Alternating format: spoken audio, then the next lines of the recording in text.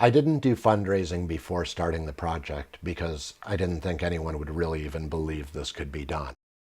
I was doing it to find out if it could be done. Now that I've got proof of concept and most of the material has already been bought, I just need help to reach the finish line. Using marble, stone, and precious gems, I'm creating a series of 12 to 14 mosaics that replicate Bartolomeo Eustachy's 16th century anatomical engravings. I've spent 2 years and $35,459.60 to reach the halfway point of this project. Each mosaic is 7 feet high by 4 feet wide and presents the figures at life size. You can stand in front of them and look at anatomy as though looking in a mirror. The eyes for each of the mosaic are made from star rubies that I've shaped on the lapidary machine to fit the right height.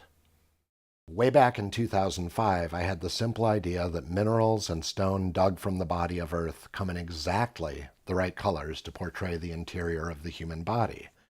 I made a small piece, cutting simple square pieces of stone, but I just couldn't let go of the idea, and 10 years later I had to make the whole set life-size. More than anything, I wondered if it would even be possible to get the level of detail needed to render both the drawing and the underlying anatomy accurately. The fact that these drawings are still accurate and relevant after 465 years feels like they deserve to be immortalized.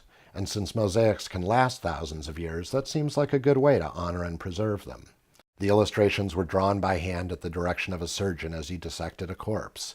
To reproduce them in a mosaic, I'm cutting 12 by 12-inch floor tiles into strips as thin as 2 millimeters on a saw, hand shaping them with tile nippers, smoothing them on one or more of 3 lapidary machines, all to reproduce drawings from the 16th century.